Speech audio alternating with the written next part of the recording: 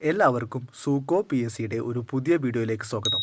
2026 prevention of insults to national honour amendment act അഥവാ ദേശീയ മാനത്തോടുള്ള അപമാനങ്ങൾ തടയൽ ഭേദഗതി നിയമത്തെക്കുറിച്ചും ദേശീയഗീതമായ വന്ദേമാതരവുമായി ഇത് എങ്ങനെ ബന്ധപ്പെട്ടിരിക്കുന്നു എന്നുമാണ് ഇന്ന് നമ്മൾ ഡിസ്കസ് ചെയ്യുന്നത്. Without further ado let start. നമുക്കാദ്യം എന്താണ് നാഷണൽ ഓണർ ആക്ട് 1971 എന്ന് നോക്കാം. 1971 ഇന്ത്യൻ പാർലമെൻറ്റ് പാസാക്കിയ നിയമമാണ് ദേശീയ മാനത്തോടുള്ള അപമാനങ്ങൾ തടയൽ അഥവാ prevention of insults to national honour act. നിയമത്തിലെ 2-ാം വകുപ്പ് ഇന്ത്യൻ ദേശീയ പതാകയെയും ഇന്ത്യൻ ഭരണഘടനയെയും അപമാനിക്കുന്നതിനെക്കുറിച്ചും 3-ാം വകുപ്പ് ഇന്ത്യൻ ദേശീയ ഗാനം ആലപിക്കുന്നത് തടയുന്നതിനെക്കുറിച്ചും പ്രതിപാദിക്കുന്നു. നിയമത്തിലെ സെക്ഷൻ 2 നോക്കാം. ഈ വകുപ്പ് ഇന്ത്യൻ ദേശീയ പതാകയെയോ ഇന്ത്യൻ ഭരണഘടനയെയും അപമാനിക്കുന്നതിനെക്കുറിച്ച് പറയുന്നു. പൊതുസ്ഥലത്തോ പൊതുജനങ്ങൾ കാണുന്ന മറ്റേതെങ്കിലും സ്ഥലത്തോ ഇന്ത്യൻ ദേശീയ പതാകയെയോ ഇന്ത്യൻ ഭരണഘടനയെയോ അതിൻ്റെ ഏതെങ്കിലും ഭാഗത്തെയോ വാക്കുകൾ, വാക്കാലുള്ളതോ എഴുതിയതോ ആയ പ്രവൃത്തികൾ എന്നിവയിലൂടെ വികൃതമാക്കുകയോ കത്തിക്കുകയോ നശിപ്പിക്കുകയോ ചവിട്ടി മെതിക്കുകയോ അല്ലെങ്കിൽ അനാദരവ് കാണിക്കുകയോ അവഹേളിക്കുകയോ ചെയ്താൽ 3 വർഷം വരെ തടവോ പിഴയോ അല്ലെങ്കിൽ രണ്ടും കൂടിയോ ശിക്ഷിക്കപ്പെടും. ഇതാണ് സെക്ഷൻ 2 പറയുന്നത്. അടുത്തത് നിയമത്തിലെ സെക്ഷൻ 3 എന്താണെന്ന് നോക്കാം.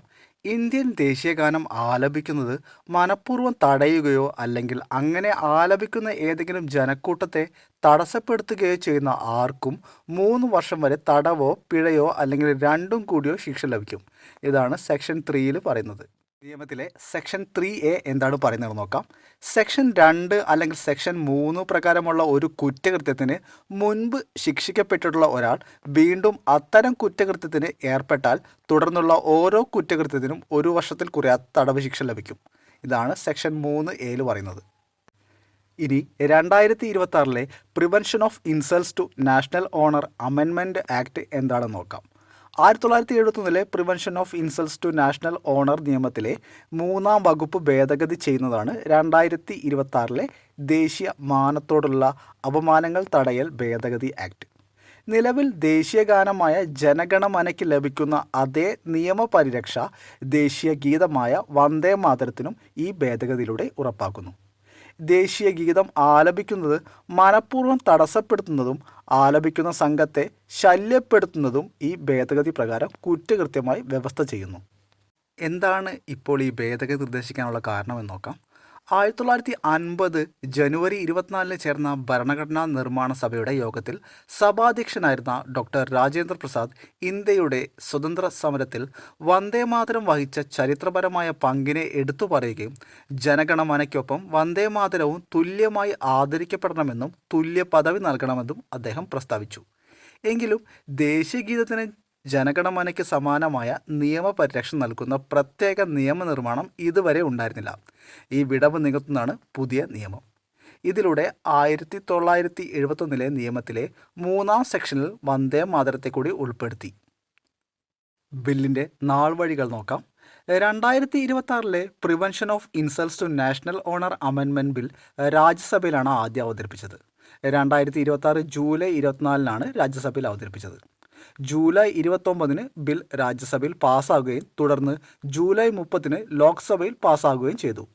2026 ഓഗസ്റ്റ് 11 പ്രസിഡന്റ് ശ്രീമതി ദ്രൗപദി മുർമു ബില്ലിൽ ഒപ്പുവെച്ചതോടുകൂടി ബിൽ നിയമമായി മാറി. നിയമത്തിലെ 2026 കൊണ്ടുവന്ന പുതിയ ഭേദഗതിയിലെ പ്രധാന വ്യവസ്ഥകൾ എന്തൊക്കെയാണെന്ന് നോക്കാം. വകുപ്പ് 3-ൻ്റെ ഭേദഗതിയാണ് ഇതിൽ പ്രധാനം. 1971 നിയമപ്രകാരമുള്ള വകുപ്പ് 3-ന് പകരം ദേശീയഗാനമായ ജനഗണമനയെയും ദേശീയ ഗീതമായ വന്ദേമാതരത്തെയും ഉൾക്കൊള്ളുന്ന പുതിയ വ്യവസ്ഥയായി സബ്സെക്ഷൻ 2 ഉൾപ്പെടുത്തിയതാണ് പ്രധാന ഭേദഗതി. പുതിയ നിയമപ്രകാരം ശിക്ഷാർഹമായ പ്രവർത്തികൾ ഏതൊക്കെയാണെന്ന് നോക്കാം. ദേശീയഗാനത്തിൻ്റെയും ദേശീയഗീതത്തിൻ്റെയും ആലാപനം തടസ്സപ്പെടുത്തൽ അല്ലെങ്കിൽ അത്തരം ആലാപനത്തിൽ ഏർപ്പെട്ടിരിക്കുന്ന ഏതെങ്കിലും സംഘത്തിന് അല്ലെങ്കിൽ സഭയ്ക്കെതിരെ ശല്യമുണ്ടാക്കൽ, ഇവ രണ്ടും പുതിയ നിയമപ്രകാരം ശിക്ഷാർഹമായ പ്രവർത്തികളാണ്. 1971 പഴയ നിയമപ്രകാരമുള്ള ശിക്ഷ ഭേദഗതി നിയമത്തിൽ നിലനിർത്തിയിട്ടുണ്ട്. 3 വർഷം വരെ തടവോ പിഴയോ അല്ലെങ്കിൽ രണ്ടും കൂടിയോ ലഭിക്കാം എന്നതാണ് ശിക്ഷ. ആവർത്തിക്കുന്ന കുറ്റങ്ങൾക്കുള്ള സെക്ഷൻ 3A പ്രകാരമുള്ള ശിക്ഷയും നിലനിൽക്കുന്നു. ഇനി ഇന്ത്യയുടെ ദേശീയഗീതമായ വന്ദേമാതരത്തെക്കുറിച്ച് ചില വിവരങ്ങൾ നോക്കാം. അമ്മേ ഞാൻ നിന്നെ വന്ദിക്കുന്നു എന്നർത്ഥം വരുന്ന വന്ദേ മാതരം രചിച്ചത് ബങ്കിം ചന്ദ്ര ചാറ്റർജിയാണ്. രചിച്ച ഭാഷ ബംഗാളിയാണ്. 1875 നവംബർ 7 ബംഗദർശൻ എന്ന സാഹിത്യ മാസികയിലാണ് വന്ദേ മാതരം ആദ്യമായി പ്രസിദ്ധീകരിച്ചത്. പിന്നീട് 1882 പ്രസിദ്ധീകരിച്ച ആനന്ദമഠം എന്ന നോവലിൽ ഇത് ഉൾപ്പെടുത്തി. ജഗ്നാഥ് ഭട്ടാചാര്യയാണ് ഈ ഗീതത്തിന് സംഗീതം നൽകിയത്. ഇതിൻ്റെ രാഗം ദേശ് രാഗമാണ്.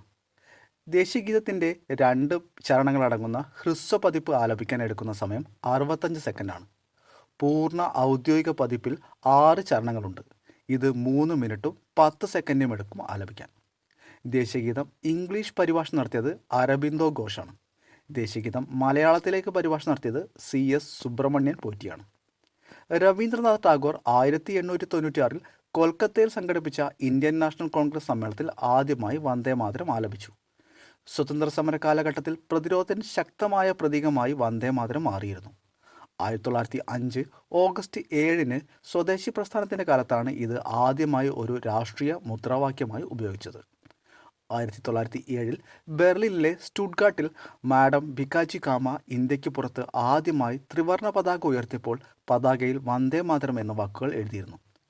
ദേശീയഗീതമായ വന്ദേ മാതരവും ദേശീയഗാനമായ ജനഗണമനയും ഭരണഘടന അംഗീകരിച്ചത് 1950 ജനുവരി 24 2025 നവംബർ 7 ഇന്ത്യയുടെ ദേശീയഗാനമായ വന്ദേ മാതരത്തിൻ്റെ 150-ാം വാർഷികമായി ആചരിച്ചു വരുന്നു. 2026 prevention of insults to national honour amendment ആക്ടിനെക്കുറിച്ചും ദേശീയഗീതമായ വന്ദേ മാതരത്തെക്കുറിച്ചുമാണ് ഇന്ന് നമ്മൾ ഡിസ്കസ് ചെയ്തത്. വീഡിയോ ഇഷ്ടപ്പെട്ടാൽ ലൈക്ക് ചെയ്യാനും ഷെയർ ചെയ്യാനും മറക്കരുത്. എല്ലാവർക്കും സൂക്കോ PSCയുടെ നന്ദി, നമസ്കാരം.